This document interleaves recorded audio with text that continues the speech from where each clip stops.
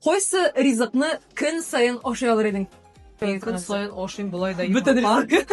Әйе, йомырка. Һәр иртә, но менә аны көн сайын ашарга ярамый дигән әйбер укыдым. Әйе. Яхшы, сәхнәдә булган иң көлке хәл. Исеңдәме? Берсендә сәхнәдә чыгылганым бар, дөресен генә әйтәм. Менә. Икенчесендә менә булай артка киттем дә, мин сау булыгыз, рәхмәт бик зур сау булыгыз дип артыма борылдым да, артта прожектор торган икән. Мин шул прожекторга килеп төштем. Ну нормально, мин кире өскәм теге бар көченә торып бас булды иннән дә. Әйе. Торып бастым дигәндә. Ләкин шуны кринж моментлар булып алды. Булып ала, конечно. Яхшы, дәвам итәбез.